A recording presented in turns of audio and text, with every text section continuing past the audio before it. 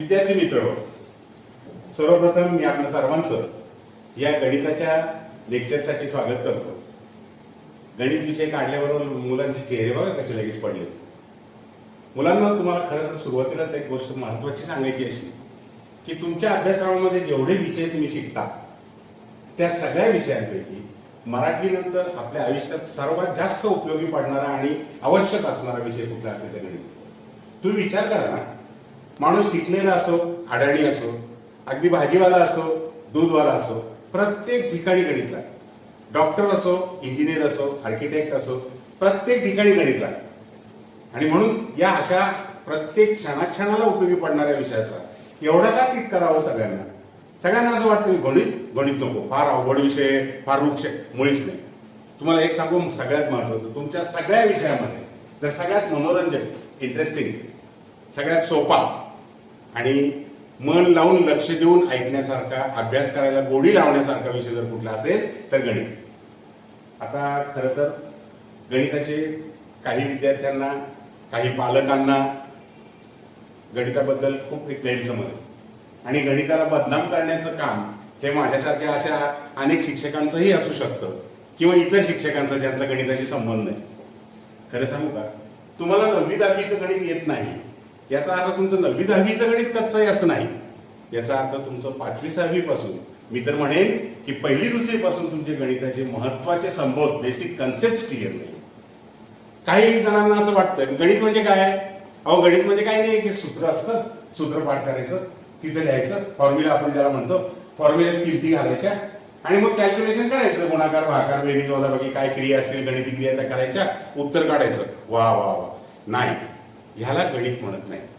खरं तर आपल्याला गणित शिकायचं ना, मग गणितातली प्रत्येक संकल्पना, प्रत्येक संबोध त्याच्या आपण तळाशी गेलं पाहिजे. नुसतं पाठांतर करून, आणि हल्ली तर नवीन अभ्यासक्रमाची पद्धत अशी आहे की पाठांतर ही क्रिया पूर्णपणे बाद केलेली. नाही तर विद्यार्थी जनरली काय करतात, अगदी समजो न समजो पाठ करायचं, भोकंपट्टी, आणि ते पाठ केलं की त्याच्यात किमती घालायच्या आणि उत्तर काढायचं. नाही, ह्याला गणित म्हणत नाही. गणितामध्ये जेवढ्या जेवढ्या गोष्टी तुम्हाला शिकायला मिळतील, जेवढे जेवढे संबोध, जेवढे जेवढे कन्सेप्ट तुम्हाला शिकायला मिळतील, ते कन्सेप्ट न समजता भोकंपट्टीनं पाठ करू नका. त्याच्या मुळापर्यंत जा. अरे हा कन्सेप्ट आला कसा, हा फॉर्म्युला, हे सूत्र कसं सिद्ध झालं, त्याच्या सिद्धते मागं लागा. शिक्षकांना भंडावून सोडा प्रश्न विचारून आणि त्यांना सांगा, सर हा फॉर्म्युला कसा काय आला. काय काय फॉर्म्युले असे असतात की ते तुमच्या स्कोपच्या बाहेरचे असतात, पण निदान ज्या फॉर्म्युलेची आपल्याला सिद्धता कळते, आपल्या सिलेबसमध्ये, आपल्या लेव्हलमध्ये ती आहे, ती समजून घ्यायला काय हरकत आहे. म्हणून आज आपण लांबी, क्षेत्रफळ आणि घनफळ, आता काही विद्यार्थी इंग्लिश मिडियमचे असतील, काही सेमी इंग्लिशचेही असतील, त्यांना बहुतेक हे क्षेत्रफळ, घनफळ शब्द सुद्धा कळायचे नाहीत, म्हणून मी दोन्ही भाषा वापरणार आहे, लेंथ, एरिया अँड व्हॉल्यूम. मला सांगा, आता आपल्याला हे कन्सेप्ट क्लिअर करायचे. हा भाग 5वी-6वी पासून तर 12वीच काय, पण मी म्हणेल 12वी नंतर तुम्ही पुढे कुठल्याही शाखेला गेला तरी तुम्हाला हे क्षेत्रफळ, घनफळ तुमच्या आयुष्यात अगदी मरेपर्यंत आपल्याला या सगळ्या संकल्पना वापराव्या लागतात. आणि ह्या संकल्पना जर आपल्या क्लिअर नसतील, तुम्हाला एक गंमत म्हणून सांगतो, बरेच बाहेरचे विद्यार्थी, पालक माझ्याकडे पाठवतात त्या विद्यार्थ्यांना, म्हणजे कोणी पुण्याला असतं, कोणी नाशिकला असतं. असंच पुण्याच्या अत्यंत नावाजलेल्या, आता मी शाळेचं नाव सांगत नाही, पण पुण्याच्या अत्यंत नावाजलेल्या एका शाळेची विद्यार्थिनी, आमची नातच, आमच्या मित्राची नात म्हणजे, आली आणि म्हणे, सर ते हे जरा एरियाचा एक प्रॉब्लेम आहे. इंग्लिश मिडियमची होती. हा द्या बरं समजून, मला काय समजत नाही. म्हटलं चालेल, बसली. अगदी 6वी-7वीची विद्यार्थिनी. आणि मी म्हटलं तुला काय विचारलं काय त्यांनी, म्हणे एरिया, क्षेत्रफळ कशाचं काढायचं, आकृती दिली आहे म्हणे त्यांनी. त्या आकृतीत जरा 2-3 क्षेत्रफळ एकमेकांना छेदलेली होती, मग काहींची बेरीज, काहींची वजाबाकी करून ते काढायचं होतं. सगळ्यात पहिल्यांदा मी तिला असा प्रश्न विचारला की बाई ग, क्षेत्रफळ म्हणजे काय मला सांगतेस का? ते म्हणे लांबी गुणिले रुंदी. काय लांबी गुणिले रुंदी? अगं बाई, ते फक्त आयताच्या क्षेत्रफळाचं, रेक्टेंगलच्या क्षेत्रफळाचं फक्त सूत्र आहे, फॉर्म्युला आहे, length into breadth is equal to area. क्षेत्रफळाचा अर्थ थोडाच लांबी. आता वर्तुळ तू घेतलं त्याला आहे का लांबी? नाहीये. तू चौकोन घेतला, वेगळ्या वेगळ्या बाजू असलेला, लांबी कोणती, रुंदी कोणती? लांबी गुणिले, म्हणजे इथं हे मला कशासाठी सांगायचंय की विद्यार्थ्यांना क्षेत्रफळ म्हणजे नक्की काय ते माहित नाही, घनफळ म्हणजे नक्की काय ते माहित नाही. एरिया फॉर्म्युला वापरायचा, किमती घालायच्या, लेंथ इंटू ब्रेथ असेल, साईड स्क्वेअर असेल, काय फॉर्म्युला असेल तो किमती घालायच्या, उत्तर काढायचं, हे आली एरिया. आणि त्याला मग त्या स्क्वेअर सेंटीमीटर किंवा सेंटीमीटर स्क्वेअर असं का म्हणतात ते नाही माहिती. एरिया म्हणजे काय, लांबी गुणल्या रुंदी तिने सांगितलं, त्याला एरिया एवढंच माहिती आहे. मग मी म्हटलं थांबा, की वही हे पुस्तक सगळं बाजूला ठेव, आधी मी तुला एरिया म्हणजे काय ते सांगतो, मग व्हॉल्यूम म्हणजे घनफळ म्हणजे काय ते सांगतो. ती कन्सेप्ट जोपर्यंत तुझी क्लिअर होत नाही तोपर्यंत नुसते फॉर्म्युले वापरून उपयोग आहे का काही. आता आपण इथे बरेच फॉर्म्युले वापरणार आहोत, नुसते वापरणार नाही तर काही काही फॉर्म्युले आले कसे कसे तयार झाले याची सिद्धता पण सांगणार. तुमच्यासमोर वेगळ्या वेगळ्या आकाराचे इथे पदार्थ आहेत. मग याच्यामध्ये क्यूब आहे ज्याला आपण घन असं म्हणतो, याच्यामध्ये रेक्टेंगल आहे, याच्यामध्ये स्पियर आहे ज्याला आपण चेंडू सारखा गोल म्हणतो, सिलेंडर आहे ज्याला आपण मराठीत दंडगोल म्हणतो, प्रिझम आहे, पिरॅमिड आहे. प्रिझम आणि पिरॅमिड कोन माहिती आहे ना तुम्हाला, कोन म्हणजे इंग्लिश मधला कोन म्हणजे मराठी मधला शंकू, हा पाहिलाय तुम्ही. हे वेगळे वेगळे पदार्थ आहेत, त्यांचे आपल्याला एरिया काढायला सांगितली, नाहीतर घनफळ काढायला सांगितलं, व्हॉल्यूम काढायला सांगितलं, तर तुम्ही काय करणार, फॉर्म्युले लिहिणार, पाठ करणार. अहो किती वस्तू आहेत त्या. एखादा दगड घेतला आपण, दगड, मग त्या दगडाला तर आकार ना वकार, त्याला ना लांबी नाही, रुंदी नाही, ते किंवा चेंडू सारखा गोल नाही, त्याला त्रिज्या नाही, मग तुम्ही कसं काढणार हो त्याचं क्षेत्रफळ, त्याचं घनफळ, ते कसं काढणार यासाठी अगोदर तुमची क्षेत्रफळाची संकल्पना क्लिअर करा. मी अगदी साधं उदाहरण सांगतो. तुमच्या घरामध्ये समजा कुठेतरी एक बल्ब बसवायचं, लाईट आणायची, वायर आणायला सांगितली, पप्पांनी सांगितलं वायर घेऊन ये, किती लागेलच्या आधारे त्या प्लग पासून तर त्या बल्ब पर्यंत अंदाजे आपण सांगतो 2-3 मीटर वायर लागेल. 3 मीटर आण बेटा, 3 मीटर वायर. मग तो जातो इलेक्ट्रिकच्या दुकानात जाऊन त्याला सांगतो मला 3 मीटर वायर पाहिजे, घेऊन येतो. म्हणजे 3 मीटर म्हणजे ही लांबी आहे. It is just a length, it is one dimensional. एकच मिती आहे त्याच्यात, फक्त लांबी, बाकी काही लागत नाही. आणि समजा असं झालं की तुमच्या घरामध्ये एक टेबल आहे, त्या टेबलावरती टॉपवरती तुम्हाला सनमायका बसवायचा, सनमायका फोरमायका बसवायचा. आता तो सुतार आला, सुतार आल्यावर आपल्याला आधी ऑर्डर देतो, एवढा प्लायवूड घेऊन या, एवढं सनमायका, सगळं तयार आहे, फक्त सनमायका बसवायचं राहील. मग तो तुम्हाला सांगेल जा सनमायकाच्या दुकानात जा आणि सनमायका घेऊन या. मग तुम्ही काय टेबलाची फक्त लांबी मोजणार का फक्त रुंदी मोजणार? म्हणजे तुम्हाला टेबलाचा पृष्ठभाग मोजावा लागेल, आणि मग पृष्ठभाग मोजायचा ना, त्याला क्षेत्रफळ. मग क्षेत्रफळ म्हणजे काय? आता लांबी म्हणजे काय तुम्हाला एक साधं उदाहरण देऊन सांगतो, म्हणजे तुमच्या लांबी आणि क्षेत्रफळातला फरक लक्षात येईल. तर मुलांनो कल्पना करा, हा साधा टेप आहे, अगदी शिंपी आपले माप घेताना वापरतो तो, याच्यावरती सेंटीमीटरच्या खुणा आहेत. एवढ्या लांबीला तुम्ही 1 सेंटीमीटर म्हणता, आणि मग असा 1 सेंटीमीटर करून जर 15 पर्यंत आलं, तुम्ही त्याला लांबी 15 सेंटीमीटर म्हणता. जर तुमचं जास्त अंतर असेल, तुम्ही सेंटीमीटरच्या ऐवजी मीटर हे माप वापरता. म्हणजे माप किंवा आपण त्याला एकक, युनिट्स वेगळे वेगळे असतात. मग तुम्हाला माहिती आहे ते कधी कधी सीजीएस सिस्टीम मधले असतील, कधी कधी एमकेएस सिस्टीम मधले असतील. मग तुम्हाला सेंटीमीटर पाहिजे तर सेंटीमीटर घ्या, जास्त लांब असेल तर मीटर हे एकक वापरणार. मग सेंटीमीटर किती भरतील हो, 2000-2500 सेंटीमीटर, किती मोठा आकडा होईल. मग आपण मीटर वापरतो. 2 गावातलं अंतर मोजण्यासाठी आपण किलोमीटर वापरतो. अहो किलोमीटर सुद्धा कधी कमी पडतं. मग आपल्याला 2 ग्रहांमधलं अंतर पाहिजे, इथून चंद्राचं अंतर, चंद्र तरी जवळ आहे, इथून एखाद्या ग्रहाचं, दुसऱ्या ग्रहाचं किंवा ताऱ्याचं अंतर पाहिजे. ते अंतर तर आपण प्रकाश वर्षात मोजतो. त्याला नाव जरी वर्ष असलं ना तरी ते अंतर मोजण्याचंच एकक आहे. It is a unit of distance, light year आपण ज्याला इंग्लिशमध्ये म्हणतो, लाईट इयर. म्हणजे ते एक तारा आपल्यापासून 2 प्रकाश वर्ष दूर आहे. याचा अर्थ काय, त्या ताऱ्यापासून निघालेला प्रकाश आपल्या पृथ्वीपर्यंत पोहोचण्यासाठी 2 वर्ष लागतात. म्हणून 2 वर्ष त्या प्रकाश, आता प्रकाशाचा वेग काय प्रचंड आहे, 3 लाख किलोमीटर पर दर सेकंदाला. आणि मग 1 वर्षात किती लांब जाईल हो प्रकाश, इतका लांब तो तारा आहे. म्हणजे आपल्याला जशी गरज पडेल तशी तशी आपण एकक वापरू. मग आता हे झालं लांबीबद्दल तुम्हाला सांगितलं, सेंटीमीटर, मीटर. मग आता टेबलावर सनमायका बसवायचं ना, मग सनमायका बसवायचं म्हटल्यानंतर मग तुम्ही काय सांगणार माप त्या दुकानदाराला, की मला सनमायका द्या, किती पाहिजे, तुम्हाला दे एवढा, असा लांब एवढा, असं कुठे चालतं का? त्याला माप बरोबर पाहिजे. म्हणजे याचा अर्थ तुम्हाला आता नुसतं लांबीनं भागणार नाही, तुम्हाला त्या टेबलाची लांबी आणि रुंदी दोन्ही लागतील. एवढा लांब आहे, एवढा रुंदी. थोडक्यात काय, तुम्हाला पृष्ठभाग मोजायचा.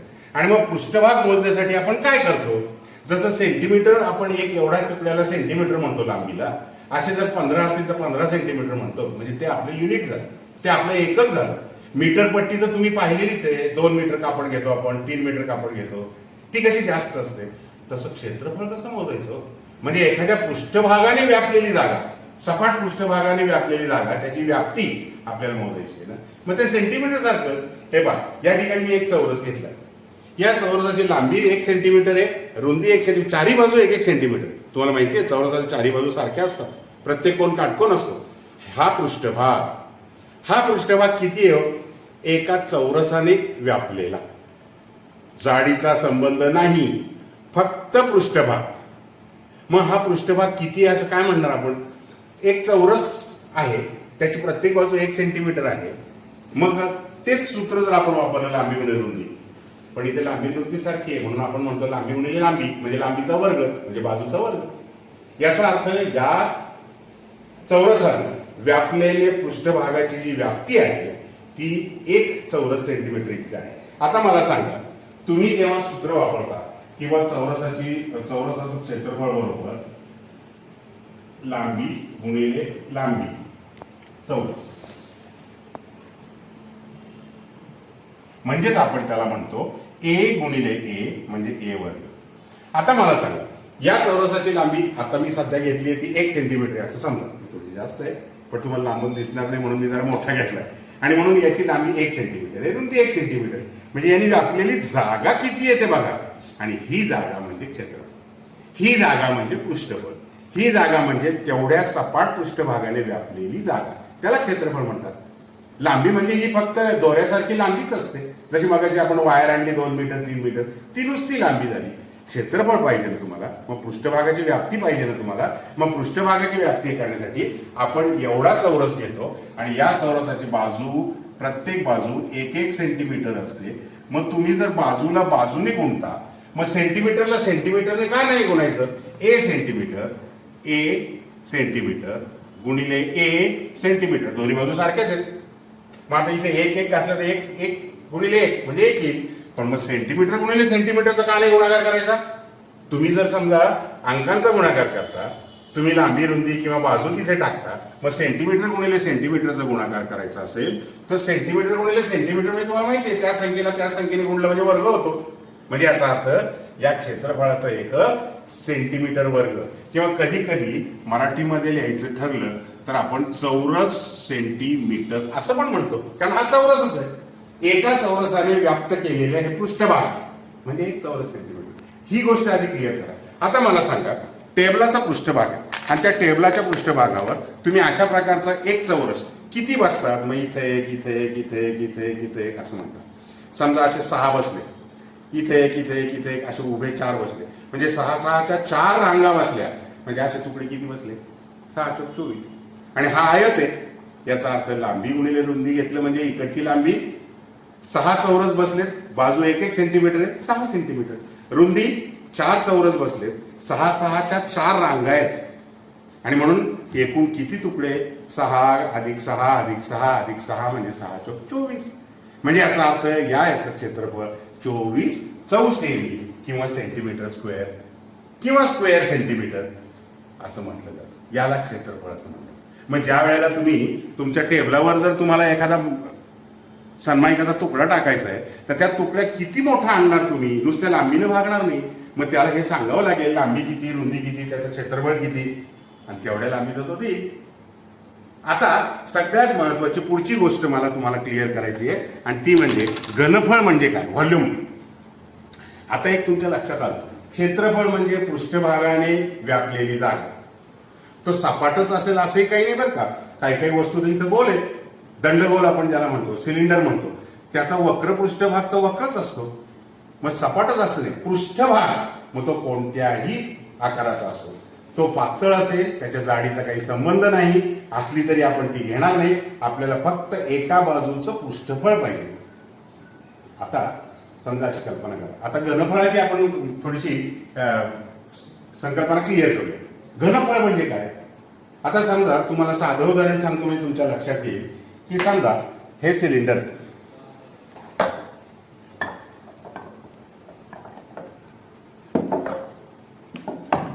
हे सिलेंडर, याला सिलेंडर किंवा दंडगोल असं मराठीत म्हणतात. वृत्तचिती असं पण म्हणतात. हे गोल आहे. मग याच्यात याला रंग द्यायचा आहे. रंगाचा खर्च किती आहे, किंवा हे पत्र्याचं तयार करायचंय, पत्रा किती लागेल, पत्रा किती लागेल म्हणजे तुमच्या लक्षात आलं का? हा संबंध लांबीचा आहे, क्षेत्रफळाचा आहे का घनफळाचा आहे? अर्थातच तुम्ही याच्यावरती कलर देणार आहात, कलरचा खर्च येणार आहे, किंवा पत्र्याचा तुम्हाला किंवा प्लास्टिकचा तयार करायचा आहे, म्हणजे आतल्या याच्याशी काही संबंध नाहीये. आता इथे तर लांबी नाही, रुंदी नाही, याचा तळ वर्तुळाकृती आहे, याला उंची आहे. मग हे किती लागेल पत्रा याला, म्हणजे हा संबंध कशाचा आला? पृष्ठफळाचा आला, क्षेत्रफळाचा. त्या पृष्ठभागाचं क्षेत्रफळ किती आहे म्हणजे तेवढा पत्रा लागेल. समजा रंग द्यायचा, मग साधारण 1 चौरस सेंटीमीटर एवढ्या जागेला रंग किती लागेल, यावरून संपूर्ण आपण जर पृष्ठफळ काढलं तर त्या पृष्ठफळाचं एकूण क्षेत्रफळ आपल्याला मिळेल. त्या पृष्ठभागाचं, त्याला वक्रपृष्ठाचं क्षेत्रफळ असं म्हणतो आपण. मग आता वक्रपृष्ठ म्हणजे काय, तुम्हाला एकदम साध्या आणि सोप्या भाषेत सांगतो. ते कसं काढायचं असतं, त्यासाठी अतिशय सोपी, नुसतं डोळे झाकून पाठ करायचं नाही. तो सूत्र, तो फॉर्म्युला कसा तयार झाला हे तुम्हाला पाहिजे आहे. तर इथे याला दंडगोलच म्हणतो. तोच मागाचाच पदार्थ आहे. हा जरा मोठा आहे, तो काचेचा होता, प्लास्टिकचा, आणि हा जरा प्लायवूडचा आहे. मग याच्यावर मी बरोबर एक कागद असा बरोबर बसवला, बरोबर त्याचा पृष्ठभाग झाकला गेला बघा. म्हणजे याचा अर्थ तुम्ही काय म्हणणार, या दंडगोलाच्या वक्रपृष्ठाचं, या गोल पृष्ठाचं क्षेत्रफळ या कागदा इतकं आहे. पण हा कागद सरळ करा बरं. सरळ केल्यामुळे त्याची व्याप्ती तर कमी जास्त होत नाही ना, मुळीच नाही. अरे कोणता आहे हा? हा तर रेक्टँगल आहे, हा तर आयत आहे, ज्याला आपण काटकोन चौकोन असंही म्हणतो. मग याचं तर सूत्र तुम्हाला माहिती आहे. किती पृष्ठफळ असेल, असे किती तुकडे त्याच्यावरती बसतील हे आपल्याला पाहिजे आहे. मग मगाच्या सारखंच, मगाच्या जसं क्षेत्रफळ काढलं तसं इथे 1 2 3 4 असे 20 बसले. आणि उभ्या लाईन मध्ये अशा 20च्या किती रांगा आहेत, समजा 8 रांगा बसल्या, म्हणजे असे 20 20 20 8 वेळा, म्हणजे 20 8 160. 160 तुकडे बसले की हा कागद पूर्ण दाखवला जातो. म्हणजे त्याचं पृष्ठफळ किंवा या कागदाचं क्षेत्रफळ 160 चौ सेमी. एवढे तुकडे 160. एकाचं क्षेत्रफळ किती, 1/1 1 centimetre bye 1 centimetre 1 square centimetre, चौरस सेंटीमीटर. म्हणजे याचं एकूण 120 गुणिले 8 किंवा काय असेल ते, लांबी गुणिले रुंदीमुळे आपल्याला संपूर्ण पृष्ठभाग कळतो. पृष्ठभाग पूर्ण झाकायचा, मध्ये जागा सोडायची नाही, एकावर एक आलं नाही पाहिजे. आणि अशा रीतीने असे किती तुकडे बसतात हे एकदा आपल्याला कळलं की क्षेत्रफळाची संकल्पना झाली क्लिअर. मग त्या आयताचं क्षेत्रफळ 20 गुणिले 8 160 होतं ना. म्हणजे याचा अर्थ हे तर बरोबर याला झाकत होतं. म्हणजे याचं क्षेत्रफळ किती, 20 गुणिले 8 160. आता मला सांगा इथे काय काय बदल झाले जरा बघा बरं. जर आपण हे सगळं असं झाकून धरलं तर बरोबर हा पृष्ठभाग झाकला जातो. पण आता एक झालंय, कागद आपण सरळ केल्यामुळे आयत झाला. आयताची ही लांबी, आयताची ही रुंदी. पण जेव्हा आपण याच्या भोवती गुंडाळले तेव्हा लांबीचं काय झालं, परीघ. बघा ना तुम्ही, लांबीचं काय झाला, परीघ, आणि रुंदीचं काय झालं, उंची. म्हणजे याचा अर्थ या दंडगोलाच्या वक्रपृष्ठाचं क्षेत्रफळ, वक्रपृष्ठफळ असं पण त्याला म्हणतात, किती आहे, परीघ गुणिले उंची हे त्याचं सूत्र. अहो परीघ म्हणजे सरळ केल्यावर लांबी आणि उंची म्हणजेच रुंदी. लांबी गुणिले रुंदी म्हणजे आयतच की होय. किती सोपं आहे. आणि आपण कुशाल पहाटे उठून पाठ करतो, परीघ गुणिले उंची वक्रपृष्ठाचं क्षेत्रफळ, परीघ गुणिले उंची वक्र. काय गरज आहे, समजून घ्या ना ते कसं आलंय, समजून घ्या फक्त. अगदी तुम्ही एखादा आयत घेतला, आयताचं क्षेत्रफळ आपल्याला काढायचं.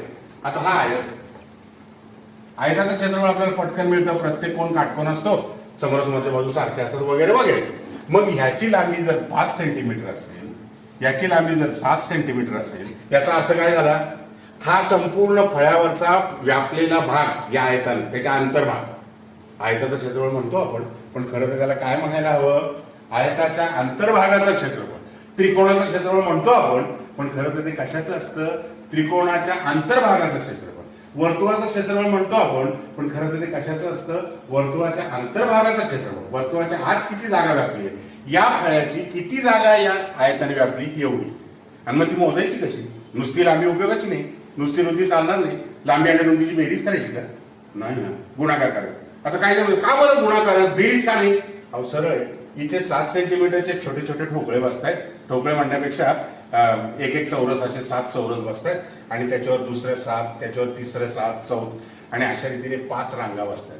म्हणजे तुम्हाला किती ठोकल्याने ही जागा व्यापली आहे? 7 गुणिले 5 म्हणजे 35 सेंटीमीटर गुणिले सेंटीमीटर म्हणजे सेंटीमीटरचा वर्ग. आणि म्हणून याचं क्षेत्रफळ चौरस सेंटीमीटर किंवा सेंटीमीटरचा वर्ग या एककाने दाखवला जातो. किती सोपं आहे. समजा एखादा समांतरभुज चौकोन असेल. हा समांतरभुज चौकोन आहे. या समांतरभुज चौकोनामध्ये आता मात्र याला लांबी आणि याला रुंदी नाही म्हणता येणार, कारण लांबी आणि रुंदी काटकोनात असतात. इथं काटकोन नाहीये, इथं पण काटकोन नाहीये. मग आपण काय करूया? अत्यंत साधी सोपी गोष्ट, मी इथून एक लंब टाकतो आणि हा त्रिकोण कात्रीनं कापूनच घेतो आणि हा त्रिकोण बरोबर इथं बसवतो. तो बरोबर इथं बसतो. आता 2 त्रिकोण सारखे असल्यामुळे दोन्ही त्रिकोण इकडून काढला आणि इकडे टाकला. काय फरक आहे? इकडून कट झाला, इकडून ऍड झाला, पण दोन्ही सारखेच आहेत. म्हणजे याचा अर्थ असा की याचं क्षेत्रफळ म्हणजे आयताचं क्षेत्रफळ, याचं क्षेत्रफळ म्हणजे आयताचं क्षेत्रफळ. फक्त एक झालं मात्र, आयत असताना आपण त्याला लांबी रुंदी म्हणतो, पण आता हा आयत नाहीये मूळचा, आपण बदललाय, तो तुकडा इकडं ऍड केलाय, त्याला आपण उंची असं म्हणतो. आणि मग समांतरभुज चौकोनाचं क्षेत्रफळ लांबी गुणिले रुंदीच, कारण इथे ऍड झाला, इथं कमी झाला, म्हणजे शेवटी क्षेत्रफळ तेवढंच. म्हणजे त्याचा अर्थ हा संपूर्ण पाया म्हणजे लांबी, पण आता रुंदी म्हणायची ऐवजी आपण काटकोनात एक उंची काढली आहे, म्हणून समांतरभुज चौकोनाचं क्षेत्रफळ काय? पाया गुणिले उंची. किती सोपं असतं, किती साधं असतं, सहज सहज काढता येण्यासारखं असतं. आपण मात्र ते न समजून घेता अक्षरशः घोकंपट्टी करून पाठ करत असतो. त्याची काही एक गरज नाहीये. तुम्ही हे पाठ करायची गरज नाही, समजून घ्या. मग त्याचे समलंब चौकोन असेल किंवा समभुज चौकोन असेल, त्याला आपण रॉम्बस म्हणतो, ट्रॅपेझियम म्हणतो, काईट म्हणतो, रेक्टँगल म्हणतो, पॅरलोग्राम म्हणतो. हे वेगळे वेगळे चौकोन आहेत, त्यांची क्षेत्रफळ सुद्धा अशीच तयार केलेली आहे. आता जर आपण या त्रिकोणामध्ये या समांतरभुज चौकोनामध्ये जर आपण एक कर्ण काढला, कर्ण म्हणजे समोरासमोरचे बिंदू जोडणारा रेषाखंड, समजा हा किंवा हा कोणता एक कर्ण काढला, 2 त्रिकोण तयार झाले. दोन्ही त्रिकोण सारखे घडी करून बघा, एकमेकांशी जुळत आहेत. अरे म्हणजे समांतरभुज चौकोनाचे निम्मा त्रिकोण, कारण 2 त्रिकोणाचा एक समांतरभुज चौकोन होतो. म्हणजे याचा अर्थ समांतरभुज चौकोनाचं क्षेत्रफळ जर पाया गुणिले उंची असेल, उंची म्हणजे लंब उंची, ही नव्हे तिरकस उंची नाही, लंब उंची. मग समांतरभुज चौकोनाचं क्षेत्रफळ जर पाया गुणिले उंची असेल तर त्रिकोणाचा त्याच्या निम्म 1/2 इंटू बेस इंटू हाईट, 1/2 पाया गुणिले उंची किंवा पाया गुणिले उंची भागिले 2. किती सोपं सूत्र तयार झालं. विनाकारण आपण आपलं पाठ करत बसतो आणि घोकंपट्टी करतो न समजता. अशा रीतीने कोणत्याही आकृती क्षेत्रफळ तुम्हाला काढता येईल. मग तो समलंब चौकोन असेल किंवा तो रॉम्बस असेल, कुठलाही असू द्या. आता हे तर झालं क्षेत्रफळाबद्दल. थोडी थोडी कल्पना लक्षात आली ना मला तुमच्या? क्षेत्रफळ म्हणजे नेमकं काय आणि लांबी आणि क्षेत्रफळात काय फरक असतो. लांबीमध्ये एकदाच फक्त सेंटीमीटर मध्ये मोजता येते लांबी, आपल्याला मीटर मध्ये मोजता येते, किलोमीटर मध्ये मोजता येते. पण क्षेत्रफळामध्ये मात्र 2 वेळा मोजावी लागते. एक लहान बाजू, एक मोठी बाजू. मोठ्या बाजूला लांबी म्हणतो आपण, लहान बाजूला रुंदी. तो झाला आयत. म्हणजे याचा अर्थ असा की मग ते वर्तुळ असो, आयत असो, चौरस असो किंवा समांतरभुज कुठल्याही, नेहमी क्षेत्रफळामध्ये लांबीचा संबंध होता येतो. 2 लांब्या लागतात. ती म्हणाली ह्याला तर आपण रुंदी म्हणतो. हो म्हणतो आपण त्याला रुंदी, पण खरी ती लांबीच ना, काय सेंटीमीटरच आहे. कमी लांबी म्हणून आपण काहीतरी दोन्हीत फरक करायचा म्हणून एकाला लांबी म्हणतो दुसऱ्याला रुंदी म्हणतो. म्हणजे याचा अर्थ असा झाला की क्षेत्रफळामध्ये 2 वेळा लांबी येते. I was the point is clear. 2 वेळा लांबी येते म्हणजे त्याचा अर्थ ती द्विमितीय राशी आहे, ही एकमितीय राशी आहे. इंग्लिशमध्ये आपण त्याला 1 डायमेन्शनल क्वांटिटी म्हणतो, याला आपण 2 डायमेन्शनल म्हणतो. And now the question begins with volume, घनफळ. आता समजा अशी कल्पना करा की याला किती पत्रा लागेल असा प्रश्न मी तुम्हाला विचारला. याच्यात कुठं पृष्ठफळ क्षेत्रफळ शब्दच नाही, त्यामुळे विद्यार्थ्यांना कळत नाही याचं काय करू. लांबी काढू, त्रिज्या काढू, क्षेत्रफळ काढू, घनफळ काढू का? कारण तुमचे बेसिक कन्सेप्ट क्लिअर नाही. आता पुढचा प्रश्न असा, याला किती पत्रा लागेल किंवा आपल्याला भिंतीला रंग द्यायचा आहे, म्हणजे मग भिंतीला किती रंग लागेल, किती खर्च येईल, साधारण रंग एका चौरस मीटरला किती खर्च येतो, त्यावरून आपण संपूर्ण क्षेत्रफळ काढू शकतो. तेही परिमिती गुणिले उंचीच असतं, परिघ गुणिले उंचीसारखं. 4 भिंतींचं क्षेत्रफळ म्हणजे जमिनीची परिमिती गुणिले उंची, काही का असे ना, पण 2 वेळा लांबी आलीच ना. परिमिती म्हणजे लांबीच, सेंटीमीटर किंवा मीटर, आणि उंची म्हणजे लांबीच. फक्त ती उंची आहे म्हणून आपण त्या उंची म्हणतो. ऍक्च्युअली ते म्हणजे 2ला आले म्हणजे क्षेत्रफळ 2 डायमेन्शनल आहे, त्याच्यामध्ये 2दा लांबी येते, फक्त त्यांची नावं वेगळी असतील. परीघ असेल, उंची असेल, रुंदी असेल. आता आता माझा प्रश्न वेगळा आहे, आता मी तुम्हाला काय विचारणार आहे, या दंडगोलामध्ये किती पाणी मावेल त्याच्यात आपल्याला पाणी भरायचं. तुम्ही रोज सकाळी नळाला पाणी आल्यावर घरी जी आपण टाकी बनवलेली असते खाली जमिनीत म्हणा, नाहीतर आपण रेडीमेड सिमेंटची टाकी घेतो किंवा गोल टाकी असते, पाणी किती लिटर मावेल हे आपल्याला पाहिजे. अरे म्हणजे आता इथे आपल्याला हे चालणार नाहीये काय, नुसतीच लांबी, नुसतीच भरीवपणा आला, भरीवपणा. किती हवा मावेल, किती पाणी मावेल, किती तेल मावेल. म्हणजे याचा अर्थ असा की आता मी तुम्हाला एक एक व्याख्या हळूहळू सांगतो. सुरुवातीला व्याख्या सांगितली नाही. मी कधीही शिकवताना एखादी नवीन संकल्पना असेल तर शिक्षकांना एक विनंती करेन की सुरुवातीला व्याख्या कधीच सांगू नका. मुलांना तुम्ही 3 इडियट्स पिक्चर बघितला ना आमिर खानचा, तो आमिर खान मशीनची व्याख्या सांगतो आणि तो बोम्मन इराणी, तो त्याचा प्राध्यापक इंजिनियर, तो म्हणतो ही तुझी व्याख्या सांगितली ही चालणार नाही, 0 मार्क पडतील परीक्षेत. आणि एक पुस्तकी किडा अतिशय हुशार असतो बघा त्याचा, तो दुसरा, तो इतकी अवघड व्याख्या सांगतो की विद्यार्थ्यांना तो सोडा, त्याला स्वतःलाही कळलेली नसते आणि प्राध्यापकांनाही कळत नाही. तो काय म्हणतो, आमिर खान काय म्हणतो, काही नाही, ज्याच्यामुळे माणसाचं काम सुलभ होतं, सोयीचं होतं, अशा कोणत्याही मशीनला, अशा कोणत्याही यंत्राला आपण मशीन म्हणतो. किती सोपी व्याख्या आहे. अहो राड गाडगे घेऊन आपण विहिरीतून पाणी काढतो का, विहिरीतून असं पण पाणी काढता येतच की, पण किती त्रास होतो. घसरला, पाया गेला म्हणजे त्यात पोहता येत असल्यावर आधी खाली जायचं मग वर जायचं. मग त्याच्यापेक्षा काय पाहिजे, राड गाडगे किती सोयीचं आहे, पडण्याची भीती नाही. बरं खाली ओढणं जास्त सोयीचं आहे, फोर्स लावणं, फोर्स तर तेवढाच, बादली तीच, भरलेली तशीच, वजन तेवढंच, पण ती राड गाडग्याने घेणं जास्त सोपं आणि खालून अशी सरळ वर उचलणं किंवा वर ओढणं अवघड आहे. कशामुळे माणसाचं काम सोपं झालं, राड गाडग्यानं. मग राड गाडगे हे सुद्धा मशीनच आहे की. म्हणजे बघा, तो आमिर खान म्हणतो की जे सगळ्यांना कळलंय अशा पद्धतीने तुम्ही शिकवा. तुम्हाला आठवत असेल कदाचित. आणि त्यामुळं मशीनची व्याख्या तो इतकी छान सांगतो की machine is a weapon which reduces the work of the man, which reduces the work of the man. म्हणजे जे माणसाचे कष्ट कमी करतं आणि सोयीनं आपल्याला ते कष्ट लावणं, ते फोर्स लावणं सोपं जातं, सोयीचं होतं, त्याला मशीन असं म्हणतात. मग तसंच म्हणतोय मी, हे क्षेत्रफळ, घनफळ वगैरे हे तुम्ही सुरुवातीला सोडून द्या काय आहे ते, आधी समजून घ्या. त्याची उदाहरणं व्यवहारात आपल्याला कुठे कुठे दिसत आहेत. अच्छा ते क्षेत्रफळ आहे होय, अच्छा आम्हाला ते हे कळलं किंवा टेबलाचा पृष्ठभागाची व्याप्ती म्हणजे क्षेत्रफळ आहे आणि एखाद्या डब्यामध्ये मग तो चौकोनी असेल किंवा दंडगोल असेल, किती पाणी मावेल म्हणजे घनफळ. म्हणजे घनफळाचा संबंध भरीवतेशी आला, त्याला लांबी, रुंदी, जाडी आली, थिकनेस आली किंवा उंची आली, म्हणजे इथे 3 डायमेन्शन्स आलं. मी त्यासाठी तुम्हाला उदाहरण देण्यासाठी मी या ठिकाणी जे काही घनफळ मोजण्यासाठी एक वेगळ्या वेगळ्या प्रकारचे लहान लहान वस्तू आणली. आता हा डबा बघा, हा काही सपाट नाहीये, हा भरीव आहे. याला लांबी आहे, याला रुंदी आहे आणि याला उंची पण आहे. मग याच्यामध्ये किती पाणी मावेल, समजा हा पात्र्याचा आहे, याला काही छिद्रबिद्र नाही, कुठे पाणी गळत नाही, याच्यात पाणी टाकलं, मग काय करायचं.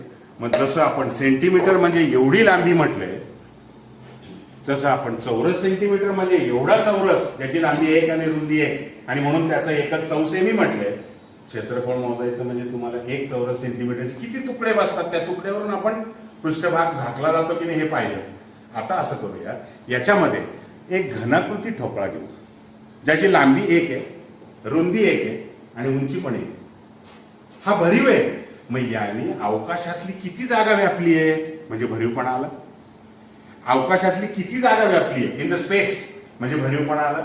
हा भरीवपणा मोजायचा म्हणजे जसं आपण चौरस घेतला तसं आपण घनाकृती ठोकळा घेऊ आणि या ठोकळ्याची लांबी, रुंदी, उंची, आता इथेच मी ठोकळा तयार करतो म्हणजे जास्त वेळ जाणार नाही. आणि म्हणून समजा हा आयत आहे, हा त्याचा, किंवा आपण जरा छोटा घेऊ म्हणजे लक्षात येईल. समजा अशी कल्पना करा की ह्या ठिकाणी हा ठोकळा आहे, हे आपल्याला पलीकडचं दिसत नाही म्हणून टिंबने दाखवलं. आता लक्षात आलं ना हा ठोकळा. आता हा ठोकळा भरीव आहे. या ठोकळ्याचं आपल्याला घनफळ पाहिजे. घनफळ म्हणजे आतली पोकळ जागा, घनफळ म्हणजे त्याने या अवकाशातली व्यापलेली जागा पाहिजे. आता तर आपल्याला 2 मितीनं सुद्धा काम भागणार नाही याच्यासारखं. आता आपल्याला असे ठोकळे हे तळाला असे ठेवावे लागतील एका शेजारी एक, आणि असे किती बसतात उंच तेवढे, म्हणजे याचा अर्थ ही लांबी असे किती बसतात हे बघावं लागेल. म्हणजे खाली इथे जर हे समजा 7 सेंटीमीटर असेल, हे जर 5 सेंटीमीटर असेल, हे जर 3 सेंटीमीटर असेल, तर खाली 7 5 लाईनी बसतील. म्हणजे हा साधा रेक्टँगलच झाला ना, त्याचं क्षेत्रफळ 7 35. आणि असे उभे किती थर बसतात, थर ही थर म्हणजे उंची, आणि असे 3 थर बसतात. मग मला सांगा, हे अशा प्रकारचे जे ठोकळे ते जर आपण याच्यात टाकले तर किती भरतील होते ठोकळे, तेवढं त्याचं व्हॉल्यूम. कारण हा ठोकळा भरीव आहे. या ठोकळ्यानं अवकाशातली किती जागा व्यापली आहे त्याला या ठोकळ्याचं घनफळ म्हणतात. मग अशा प्रकारे पदार्थ पोकळ असेल, भरीव असेल, मोठा असेल, लहान असेल, रेग्युलर असेल म्हणजे नियमित, किंवा इरेग्युलर असेल अनियमित दगडासारखा. आता तुम्ही विचारा मला, नंतर मी तुम्हाला प्रश्न विचारायला संधी देणार आहे. तर हे असं ठीक आहे हो, इथं सूत्र आहे लांबी गुणिले रुंदी गुणिले उंची 7 35 = 105. म्हणजे याचा अर्थ या ठोकळ्यामध्ये असे, या संपूर्ण डब्यामध्ये असे किती ठोकळे बसतील, 105. एका ठोकळ्याचं किती घनफळ असेल. मग ठोकळा म्हणजे आता मागाशी आपण जसं लहान चौरस केला ना, तसा आता माझ्या हातात आहे ना, हा असा छोटा छोटा, त्याची लांबी रुंदी उंची तिन्ही 1-1 सेंटीमीटर आहे, अशी कल्पना करा. मग किती बसले हो, तिन्हींचा गुणाकार करून तेवढे बसले ना. मग तिन्हीचा गुणाकार केल्यावर 1 गुणिले 1 गुणिले 1 म्हणजे 1. आणि घनही ना तो, आणि म्हणून त्याला काय म्हणतात, 1 घन सेंटीमीटर किंवा सेंटीमीटर क्यूब किंवा सीसी. आपण त्याला सीसी असं शॉर्ट फॉर्म म्हणतो. घ सेमी असं मराठीत सुद्धा त्याला म्हणतात. सीसी म्हणजे क्युबिक सेंटीमीटर.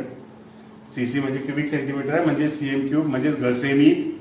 म्हणजे याचा अर्थ असा झाला की इथे लांबीचा संबंध 3दा आला. ही रुंदी उंची असली तरी एका अर्थाने लांबीच सेंटीमीटर मध्ये, आणि म्हणून लांबी रुंदी उंची. आणि म्हणून मग तुम्ही जर यांचा गुणाकार करता तर सेंटीमीटर गुणिले सेंटीमीटर गुणिले सेंटीमीटर नको गुणाकार करायला. कोणतंही सूत्र तयार होताना ते इक्विलिब्रियम मध्ये असलं पाहिजे, त्यांचे डायमेन्शन्स दोन्ही बाजूचे सारखे असले पाहिजे. आणि म्हणून सेंटीमीटर गुणिले सेंटीमीटर गुणिले सेंटीमीटर म्हणून 3 वेळा गुणाकार म्हणजेच घन. आणि म्हणून त्याला आपण 1 सेंटीमीटरचा घन म्हणतो. हे जर द्रव पदार्थाचं मोजायचं असेल तर त्याला आपण मिलीलीटर, लिटर वगैरे ही माप वापरतो. 1 सेंटीमीटरचा घन असा पोकळ डबा जर आपण घेतला आणि त्याच्यात जर समजा आपण दूध टाकलं तर त्या दुधाचं आपण 1 सेंटीमीटर घन असं नाही म्हणत रोजच्या व्यवहारात, आपण त्याला मिलीलीटर म्हणतो. मिली म्हणजे याचा अर्थ हे 1 मिलीलीटर झालं. कारण असे जेव्हा तुम्ही त्याला एक तर तुम्ही 100 ने गुणल्यावर मीटर होईल, परत 100 ने गुणल्यावर मीटर होईल, परत 100 ने गुणल्यावर मीटर होईल. आणि मग ते जर मीटर मध्ये केलं तर त्याला घन मीटर म्हणायचं. 1 ml = 1 cc. त्याला आपण द्रव पदार्थासाठी ml म्हणतो, मिलीलीटर. आणि 1000 मिलीलीटरचा 1 लिटर होतो. म्हणजे 10 centimetre bye 10 centimetre bye 10 centimetre जर तुम्ही एखादा रिकामा डबा घेतला तर त्याच्यामध्ये किती दूध किंवा किती पाणी, किती तेल, कोणताही द्रव पदार्थ किती मावेल, तर 10 गुणिले 10 गुणिले 10 म्हणजे 1000. 1000 घ सेमी सेंटीमीटर क्यूब म्हणजेच 1000 ml. आणि म्हणून 1 सेंटीमीटरचा क्यूब म्हणजेच 1 ml. ml म्हणजे मिलीलीटर. आणि असे 1000 मिलीलीटर झाले की त्याचं काय होतं, 1 लिटर. आपण 1 लिटर दूध घेतो, आपण 1.5 लिटर दूध घेतो, 2 लिटर दूध घेतो. ते लिटर म्हणजे हे असंच आहे सगळं. त्याची माप फक्त अशी गोल असतात दूधवाल्याची, दंडगोलासारखी. मग दंडगोलासारखं घ्या, पण त्याचं माप मोठं असतं. अशा रीतीने आपण घनफळ याचा अर्थ त्या संपूर्ण पदार्थांना. आता तुमची शंका अशी आहे की एखादा दगड घेतला, आता दगड तो ओबडधोबड असतो, तो काय असा चौकोनी बरोबर काटकोन बरोबर लांबी रुंदी उंची असा नसतो. मग काय करायचं, त्याला टेप कसा लावायचा, मोजायचं कसं ते, हा सोपा उपाय आहे, तुम्हाला माहिती आहे ना. आर्किमिडीजचा सिद्धांत तुम्ही बघितलाय ना, तो नाही याच्याशी संबंधित, पण त्याच्यावरूनच एक संपूर्ण असा पाणी आपण घेतलं भरून, पूर्ण भरून पाणी घेतलं आणि त्याच्यामध्ये दगडला दोरा बांधून आतमध्ये बुडवलं, पाणी खाली जाणारच की नाही. जेवढा दगडाचा आकारमान म्हणजेच घनफळ तेवढं पाणी खाली जाणार. मग ते पाणी खाली सांडलेलं जे पाणी आहे ते तोटीवर ते वेगळं घ्या आणि ते तुमच्या लिटरने त्याने त्या मापाने मोजा किती येतं. ते मिलीलीटरचं लिटरचं घन सेंटीमीटर करा म्हणजे तुम्हाला दगडाचं घनफळ मिळेल. हा आपल्याला आपलं सुद्धा घनफळ काढता येईल की. असं काय करताय, तुम्ही नदीत किंवा विहिरीत पोहायला जाता, पोहायला गेल्यावर तुम्ही वरून सूर मारता, उडी घेता, तुम्ही खाली गेल्यानंतर तुमच्या इतकं पाणी थोडं वर येणारच की नाही. मग ते तिथे आपल्याला मोजता येत नाही. मग तेच जर तुम्ही एखाद्या बंदिस्त भांड्यात असं पाणी घेतलं, तुम्ही त्याच्यात बुडालात थोडा वेळ, जास्त वेळ नको, बुडाल्यानंतर पाणी खाली सांडणारच की नाही.